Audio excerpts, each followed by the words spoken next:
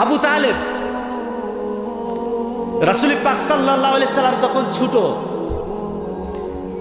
আরবের কুরাইশরা আবু তালেবকে গিয়ে ধরলো। আবু তালেব খরা পড়েছে, খরা বুঝুন তো, খরা দুর্ভিক্ষ পড়েছে, বৃষ্টি হয় না, অনেক দিন বৃষ্টি হচ্ছে না। আবু তালেবকে গিয়ে ধরলো, আবু তালেব চলো একটু দোয়া করি, চলো একটু দোয়া করি। আবু তালেব বললেন চলো দোয়া করি, চলো। আকাশে মেঘ নেই, বৃষ্টির কোনো নিদর্শন নেই, বৃষ্টি হবে আকাশ এমন কোনো পরিবেশ সৃষ্টি হয় না আকাশে। আবু তালেব তখন সবাইকে বলল চলো গিয়ে দোয়া করি। আবু তালেব যাওয়ার সময় ছোট্ট একটা বাচ্চা হাতে নিয়ে রওনা দিলেন, হাতটা ধরে রওনা দিলেন। উনি যাওয়ার সময় তাকে শক্ত করে ধরে আদর করে নিয়ে গেলেন। আবু তালেব তখনও জানে যে আমরা সবাই মিলেও যদি কিছু চাই হবে না, তবে ছোট বাচ্চাটা যদি কিছু চায় হয়ে যাবে। এই ছোট বাচ্চাটা যদি কিছু চায় হয়ে যাবে। ছোট বাচ্চাকে নিয়ে গেলেন, ছোট বাচ্চা কিছু না চাইলেও হয়ে যাবে। ছোট বাচ্চাকে নিয়ে কাবার সাথে হেলান দিয়ে দাঁড়া করিয়ে দিলেন, কাবার সাথে দাঁড়া করিয়ে দিলেন। দাঁড়া করিয়ে দিয়ে তাকে বললেন তুমি এইভাবে দাঁড়ানো থাকো। আবু তালেব আল্লাহর কাছে হাত পাতলেন, কাবার মালিকের কাছে হাত পাতলেন। তার মধ্যে ইমান ছিল না, কিন্তু কাবার মালিককে সে মানত। সে তার চিন্তায় ছিল যে কাবার মালিকের কাছে চাইলে পাওয়া যায়। আর আজকের সমাজে উম্মতি মুহাম্মাদি আল্লাহর কাছে না চেয়ে মাজারের কাছে চায়। আছে কিনা বলেন? ইমান ছিল না, কিন্তু বিশ্বাস ছিল আল্লাহ ছাড়া কেউ কিছু দিতে পারে না। কাবার কাছে, কাবার মধ্যে হেলান দিয়ে দাঁড় করলো। দাঁড় করাই তারা মালিকের কাছে, কাবার মালিকের কাছে কিছু চাইলো।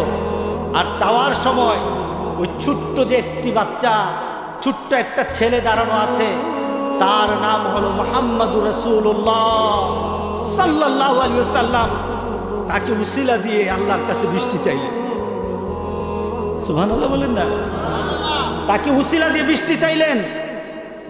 তাকে দিয়ে বললেন যে আজকে তার মাধ্যমে তোমার কাছে আমরা কিছু চাই, তার মাধ্যমে চাই। চাইতে গিয়ে একটু পরি তারা তখন দাঁড়িয়ে দাঁড়িয়ে বৃষ্টি চাচ্ছে। আর আবু তালেব বারবার তার ভাতিজার দিকে তাকিয়ে তাকিয়ে বলছে এই বাচ্চাটার উসিলা দিয়ে মাবুদ তোমার কাছে, আল্লাহ তোমার কাছে আমরা বৃষ্টি চাই। কাবার মালিক এদিকে চাচ্ছে, হঠাৎ দেখলো আকাশে মেঘ হয়ে গেছে। কিছুক্ষণের মধ্যে বৃষ্টি পড়া আরম্ভ হয়ে গেল। সুবহানাল্লাহ বলেন না? পরবর্তীতে যেই ভাতিজা তার মৃত্যুর সময় চাচাকে বলল চাচা একটা বার শুধু বলেন লা ইলাহা ইল্লাল্লাহ। চাচা বলল না, চাচা বলল না। চাচা দুনিয়ার মানুষ খারাপ বলবো এর জন্য বলে নাই, কিন্তু চাচা কিন্তু একটু আযাবের ক্ষেত্রে একটু ছাড় পেয়েছিল, আযাবের ক্ষেত্রে ছাড় পেয়েছিল। রাসূল পাক সাল্লাল্লাহু আলাইহি ওয়াসাল্লামের গায়ের চাদর মুবারক তার লাশের উপর দিয়েছিল। পাটা একটু খোলা ছিল, পাটা খোলা ছিল, পাটা দিতে পারে নাই। আযাব পায়ে আক্রমণ করলো, দেহের মধ্যে আযাবটা তেমন ভাবে আক্রমণ করে নাই। একটু চাদরের বরকতে আবু তালেব ইমান না এলো, আযাব থেকে আল্লাহ সুবহানাহু ওয়া তাআলা তাকে একটু রেহাই দিয়ে দিলেন। তিনি কে? তিনি হলেন আমার নবী, আমাদের নবী, আমাদের কলিজার টুকরা, আমাদের বেঁচে থাকার দলিল, আমাদের ঈমান, আমাদের বিশ্বাস, আমাদের আখিরাত, আমাদের দুনিয়া, আমার জীবনের সবচাইতে প্রিয় মহব্বতের জিনিস। যাকে আমাদের পৃথিবীতে তার উপরে কাউকে আমি স্থান দেই না, আমরা দেব না। কথা ঠিক আছে কিনা বলে? তিনি কে? মুহাম্মাদুর রাসূলুল্লাহ। আবু তালেব ভাতিজাকে মানলো না, কিন্তু ভাতিজার ব্যাপারে জানতো। কি বলল? একটা কবিতা লেখে, আবিয়াদু ইস্তাসকাল গামামু বিওয়াজহিহি জামালুল ইয়াতামা ইসমাতুল লিল আরামিল।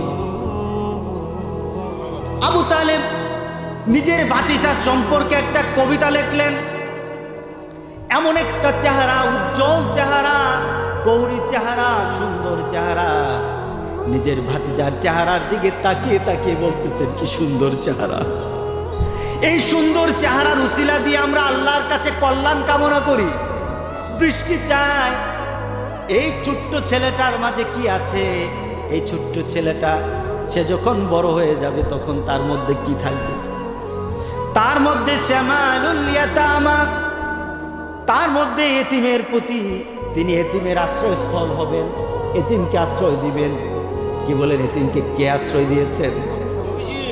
রাসূল পাক সাল্লাল্লাহু আলাইহি সাল্লামকে আল্লাহ সুবহানাহু ওয়া তাআলা গোটা পৃথিবীর এতিমের অবস্থা বুঝার জন্য আল্লাহ সুবহানাহু ওয়া তাআলা রাসূলকে এতিম করে দুনিয়াতে পাঠালেন।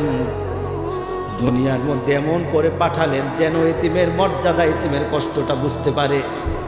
আলাম ইয়াজিদকা ইয়াতীমান ফাআওয়া, সুবহানাল্লাহ। আশ্রয়স্থল বানিয়েছেন মুহাম্মদ সাল্লাল্লাহু আলাইহি সাল্লামকে। চাচা বলতেছে এমন আমার ভাতিজা, যেই ভাতিজা এতিমদেরকে আশ্রয় দিবে, বিধবাদের জন্য সে বিধবাদের জন্য সে তার কল্যাণের চিন্তা করবে, স্বামী হারাদের রক্ষক হবে, যাদের স্বামী নাই তাদের রক্ষক হয়ে যাবে। আমার ভাতিজা এমন, নিজের ভাতিজা সম্পর্কে এমন বলছেন রাসূল পাক সাল্লাল্লাহু আলাইহি ওয়াসাল্লাম। তিনি যে শুধু মুসলমানদের জন্য কল্যাণ, শুধু তাই নয়, আমার নবী গোটা পৃথিবীর জন্য কল্যাণকামী। জোরে বলেন সুবহানাল্লাহ। সূর্যটা যেমন গোটা পৃথিবীর মানুষের জন্য, সূর্যটা যেমন মুসলমানকে যেমন তা দেয়, চাঁদ যেমন কিরণ দেয়, চাঁদ যেমন চাঁদের রশ্মি দিয়ে চাঁদের আলো দেয়, সূর্য যেমন আলো দেয়, পানি যেমন গোটা পৃথিবীর সকল মানুষের জন্য, বাতাস যেমন সবার জন্য। নাকি বাতাস শুধু মুসলমানের জন্য? সবার জন্য বাতাস, গোটা পৃথিবীর জন্য কল্যাণের নাম। কল্যাণ যদি বাসা হয়, কল্যাণকামী হিসাবে যদি কাউকে চিন্তা করা যায় সবার জন্য, নিজের জাতির জন্য, অন্য জাতির জন্য, তিনি হলেন মুহাম্মাদুর রাসূলুল্লাহ। কি বলেন, ঠিক আছে কিনা বলেন? আল্লাহ নিজেই পরিচয় দিলেন, ওয়ামা আরসালনাকা ইল্লা রাহমাতাল লিল আলামিন। আল্লাহু আকবার। শুধু দুনিয়ার জন্য নয়, শুধু দুনিয়ার জন্য নয়, আখিরাতের জন্য আমার নবী রহমত। সুবহানাল্লাহ বলেন না? দুনিয়াতে কেমন রহমত, দুনিয়াতে কেমন রহমত তিনি ছিলেন, আখিরাতে কেমন রহমত হবেন। সুবহানাল্লাহ। রাসূল পাক সাল্লাল্লাহু আলাইহি সাল্লাম গোটা জীবনটা যদি দেখা যায়, প্রতিশোধ পরায়ণ আমার রাসূল ছিলেন না, বরং আমার রাসূল ছিলেন মানুষকে কিভাবে দিনের পথে আনা যায়, দিনের পথে আনা যায়, ব্যবহার আচরণ, তার জীবনের সকল কিছু দিয়ে মানুষকে একটা চিন্তা করেছেন কিভাবে মানুষকে জান্নাতি করা যায়। কথা ঠিক আছে কিনা বলেন? কিভাবে মানুষকে একটা সুন্দর একটা পরিবেশ দান করা যায়, কিভাবে মানুষকে একটা সুন্দর মানবীয় একটা চরিত্র সৃষ্টি করা যায়। আল্লাহ সুবহানাহু ওয়া তাআলা তার জন্য রাসূলের পরিচয় জানিয়ে দিলেন। আমার রাসূলের মধ্যে তোমাদের জন্য কি আছে কল্যাণকামী একটু জেনে নাও, কল্যাণময় কি আছে আমার রাসূলের মাঝে জেনে নাও। ইন্নাকা লাআলা খুলুকিন আযীম। আল্লাহু আকবার, সুবহানাল্লাহ। খুলুকিন আযীম তার মানে হলো তুমি কাউকে যদি অনুসরণ করতে চাও, বললে পারতেন তার মধ্যে চরিত্র আছে, কিন্তু আল্লাহ সার্টিফাই করতেছেন, আল্লাহ সার্টিফাই করছেন। পৃথিবীর কারো চরিত্র সম্পর্কে আল্লাহ সার্টিফাই করে না, একমাত্র মুহাম্মদ রাসূলুল্লাহ, একমাত্র আমার রাসূলের জন্য সার্টিফাই করেছেন কি আজিম।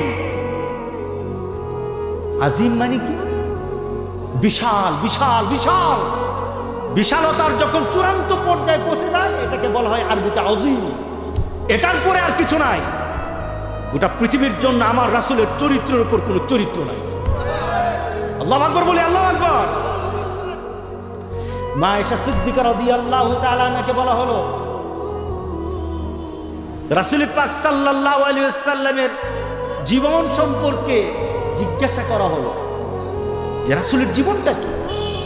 What is the life of Muhammad সাল্লাল্লাহু আলাইহি ওয়াসাল্লাম? রাসূলের জীবন কি? মা আয়েশা সিদ্দিকা রাদিয়াল্লাহু তাআলা আনহা কি সুন্দর করে উত্তর দিলেন, আফালা তাকরাউল কুরআন, তোমরা কি কোরআন পড়ো নাই? কোরআনটা হলো টেক্সট, কোরআনটা হলো লিখিত, কোরআন হলো বলা, আর রাসূলের জীবন হলো করা। সুবহানাল্লাহ। এত আস্তে সুবহানাল্লাহ বলেন কেন? আপনার বাবার সাথে ভালোবাসা হয় নাই, এটা হবে একটা গুনাহ। মার সাথে ভালোবাসা হয় নাই, এটা হবে গুনাহ।